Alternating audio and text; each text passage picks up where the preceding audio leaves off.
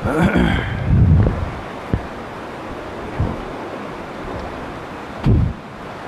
اللہ الرحمن الرحیم۔ آج جو سوا پارہ پڑھا گیا ہے اس میں خلاصے کے طور پہ 7 باتیں اہم ہیں۔ اس سوا پارے میں پوری سورۃ النمل، پوری سورۃ القصص اور سورہ عنکبوت کا تقریباً ابتدائی حصہ تلاوت کیا گیا۔ پہلی بات جو سورۃ النمل میں ہے، اللہ پاک نے تذکرہ فرمایا اپنے جلیل القدر پیغمبر حضرت سلیمان علیہ السلام کا۔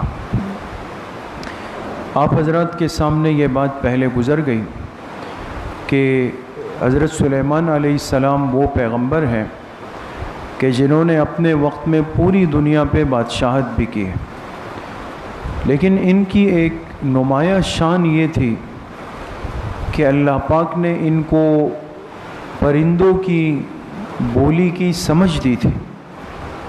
جتنی مخلوقات اس دنیا میں ہیں ان کی بولی کو، ان کے بولنے کو، زبان کو سمجھتے تھے۔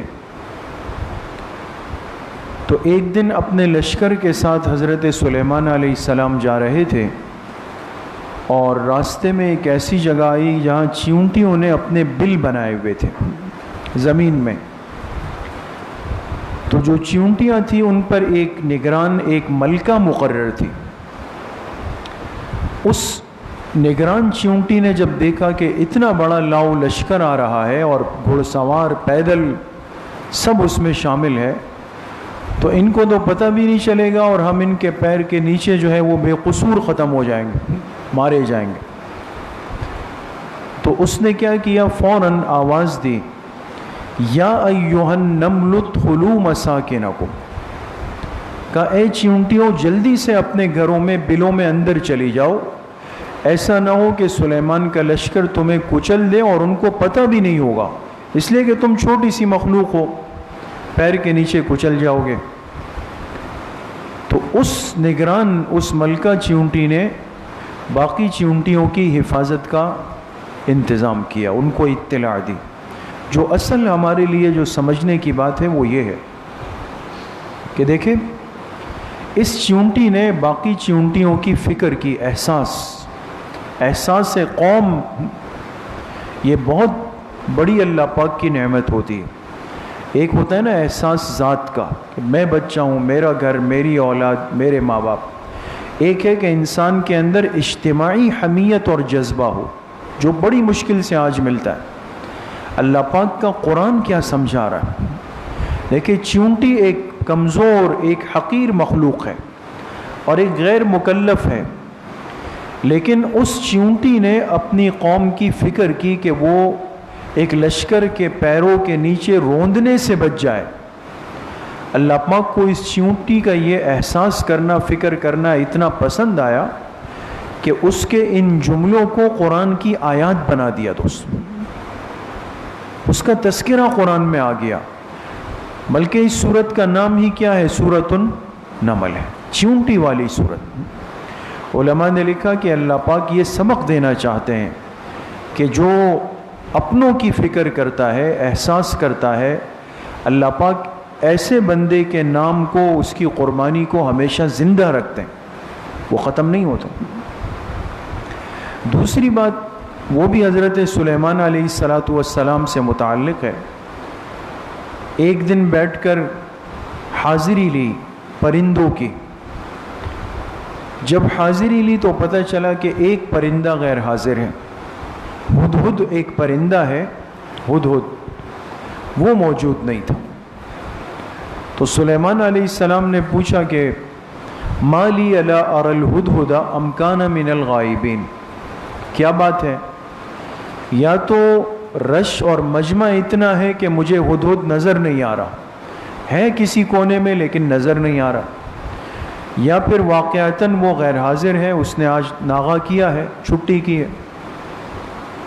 تو اب یا تو وہ آ کر اپنی غیر حاضری کا سبب بیان کرے گا کہ میں کیوں نہیں تھا، اور اگر نہیں بیان کر سکا تو پھر اس کو سخت سزا ملے گی.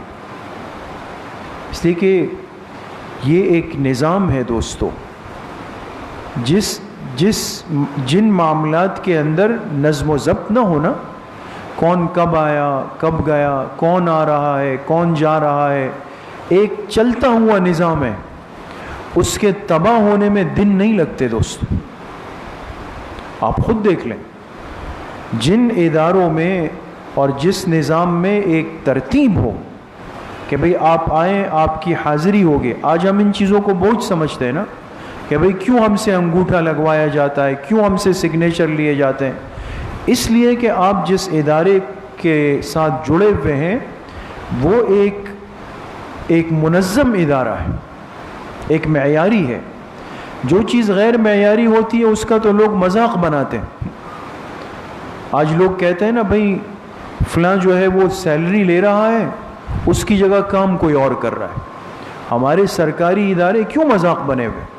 اس کو ہم نے خود بنا دیا.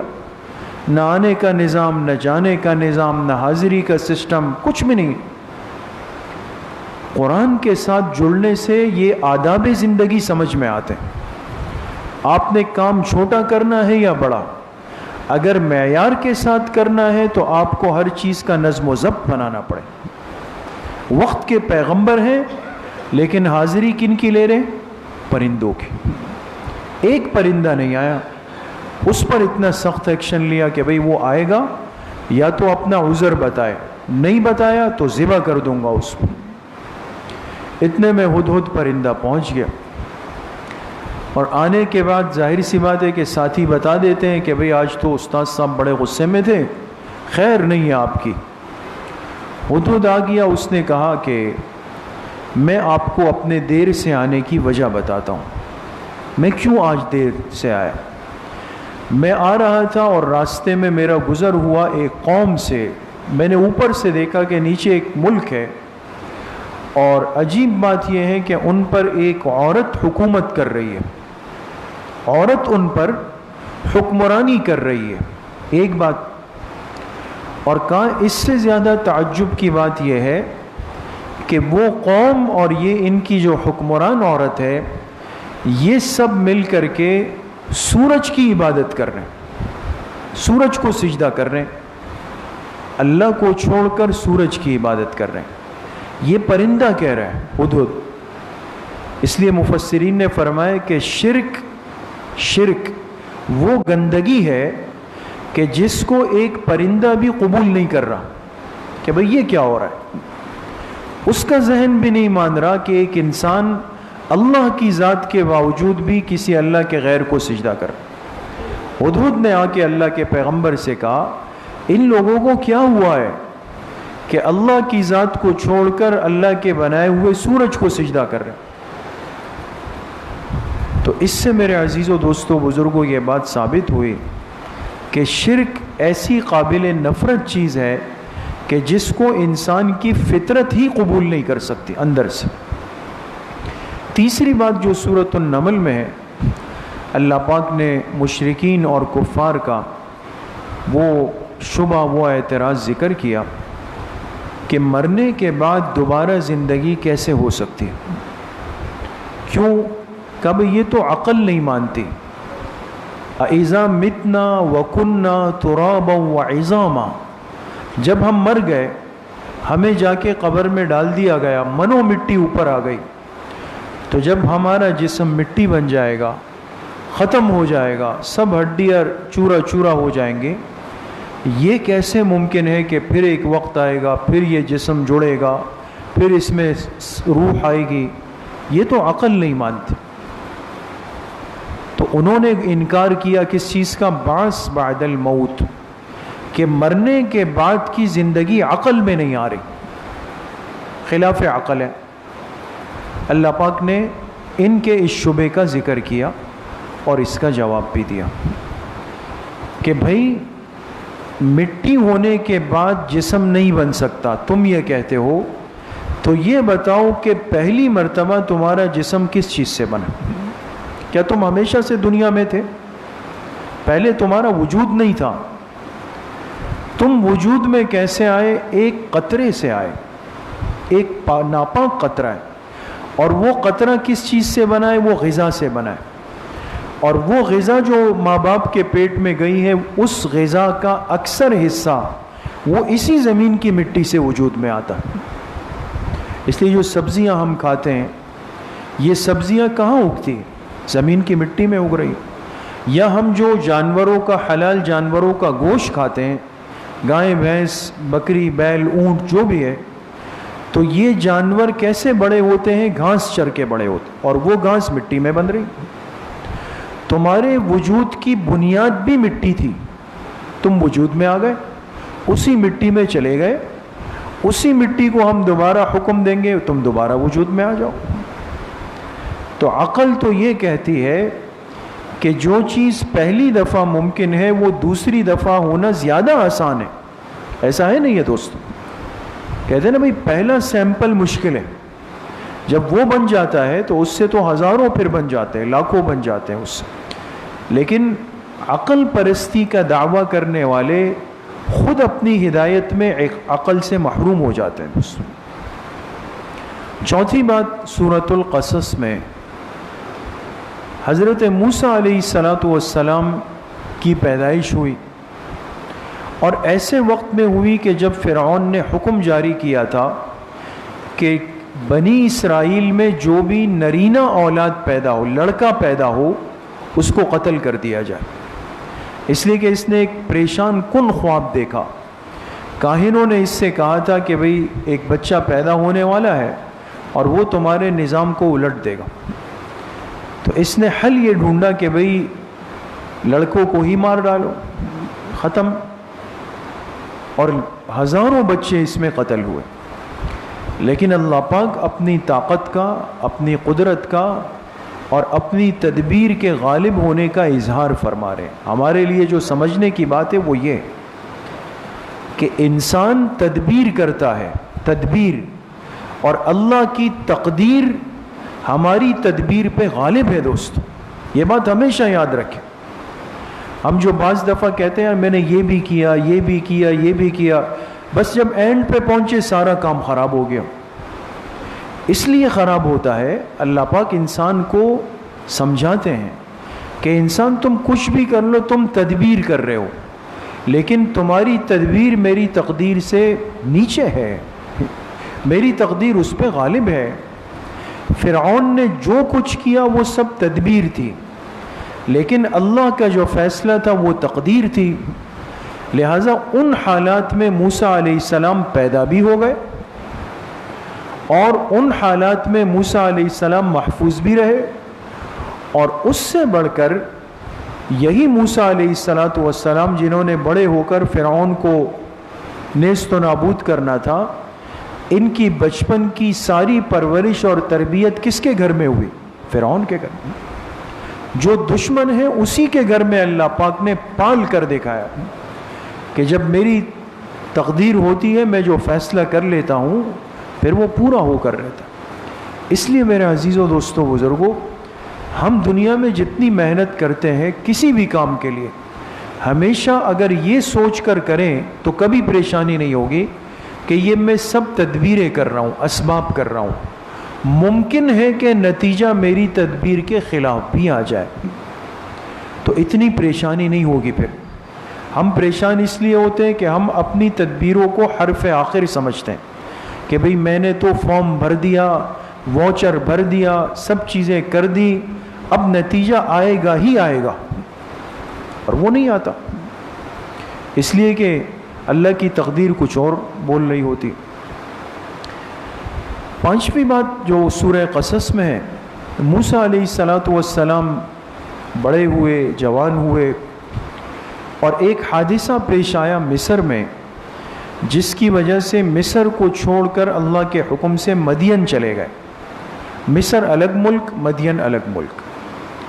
مدین پہنچ گئے، وہاں اللہ کے ایک پیغمبر حضرت شعیب علیہ السلام سے ملاقات ہو گئی، اور ان کے گھر 10 سال رہے۔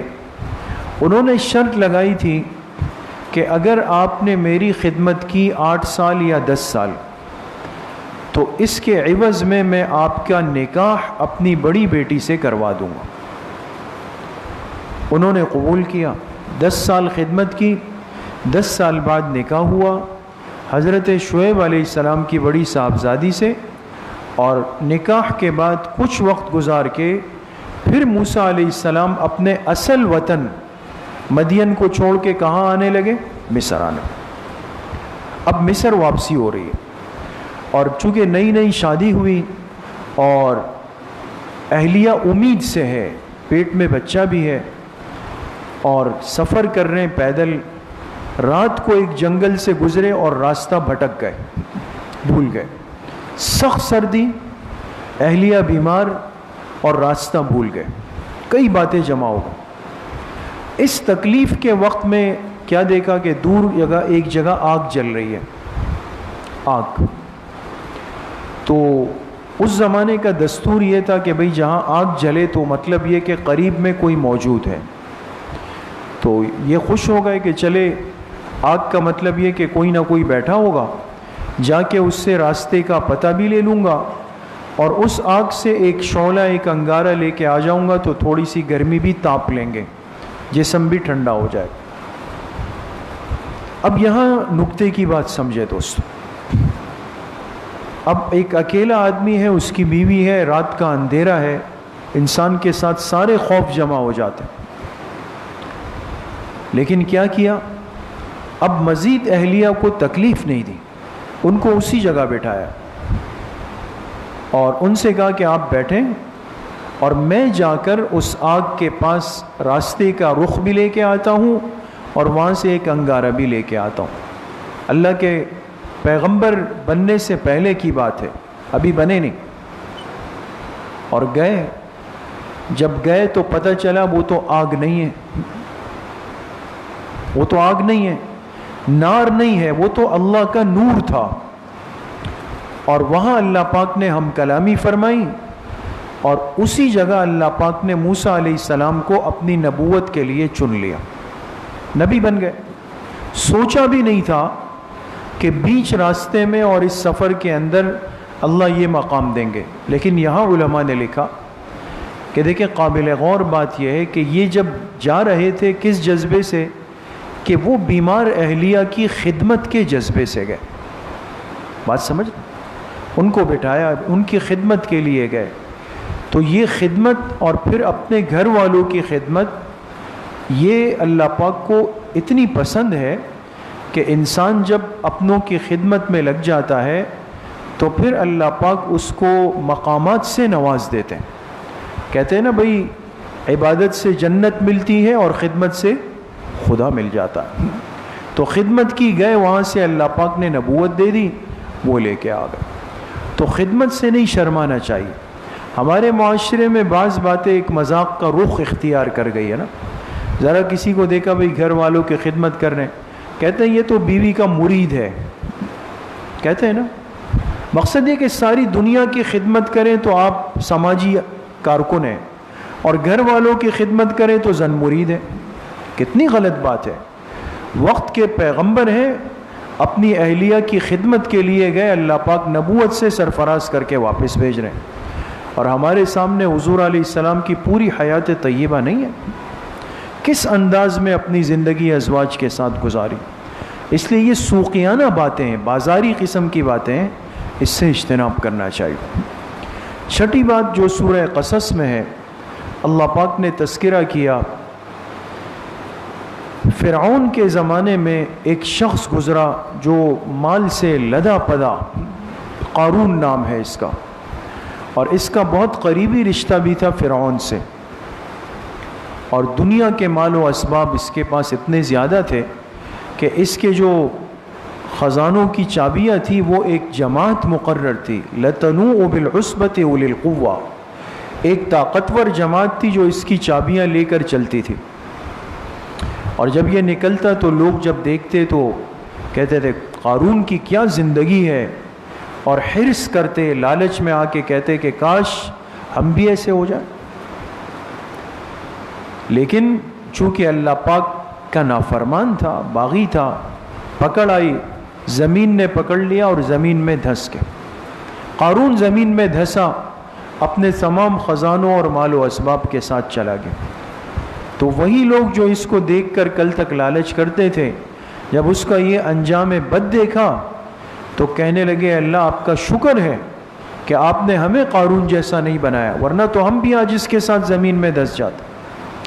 اس لیے میرے عزیزوں، دوستوں، بزرگوں، اگر انسان کے پاس اللہ کی دی ہوئی نعمت مال آ جائے تو مال نعمت الہی ہے، اور نعمت ملنے پر انسان شاکر بنتا ہے، جابر نہیں بنتا۔ جابر بننا یہ قارونی طریقہ ہے، اور شاکر بننا یہ پیغمبرانہ طریقہ۔ انسان کے پاس جتنے مال و اسباب، وہ نعمت ہے، اس پر دن رات اللہ کا شکر ادا کرے۔ ساتویں اور آخری بات سورہ عنکبوت میں، اس صورت میں اللہ پاک نے مثال دی جو اللہ کی طاقت کو چھوڑ کر غیر اللہ کے سہارے پکڑتے ہیں۔ اللہ کو چھوڑ دیا، اللہ کے غیر کے دروازوں پہ گئے، اس سے مدد مانگی، اس کو اپنا حاجت روا سمجھا، فریاد رس سمجھا، بھئی اس دروازے سے میرا کام ہوگا، یہاں سے کام ہوگا، یہاں سے کام ہوگا۔ اللہ پاک نے فرمایا ان سب کی مثال ایسی ہے جیسے عنکبوت۔ عنکبوت کس کو کہتے ہیں؟ مکڑی کا جالا ہے، مکڑی کا جالا۔ انسان جب اپنی رہائش بناتا ہے تو کہتا ہے بھئی اس گھر کا مٹیریل اچھا ہے، اس پروجیکٹ کا کام اچھا ہوا ہے، دیواریں مضبوط ہے، ٹائل اچھے لگے ہیں۔ کیوں؟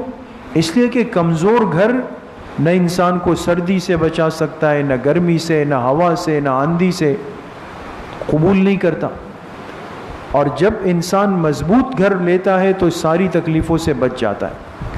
تو اللہ پاک نے فرمایا جو مجھے چھوڑ کر غیر کے سہارے کو لیتے ہیں، یہ ایسا ہے جیسے مکڑی کے جالے کو اپنا گھر بنا لیا۔ کیا ہوگا؟ ہوا آئے گی، سب ختم ہو جائے، ایک جھاڑو پھرے گی، سب ختم ہو جائے۔ اس لیے میرے عزیزوں، دوستوں، بزرگوں، انسان کو چھوٹی ضرورت ہو، بڑی ضرورت ہو، چھوٹی تکلیف ہو، بڑی تکلیف ہو، کوئی بھی حاجت ہو، حدیث پاک میں کیا فرمایا؟ تمہارے جوتے کا تسمہ ٹوٹ جائے، وہ بھی کس سے مانگو؟ اللہ پاک سے۔ ہر حال میں بندے کا تعلق اللہ پاک سے ہو۔ اللہ پاک صحیح عمل کی توفیق نصیب فرمائے۔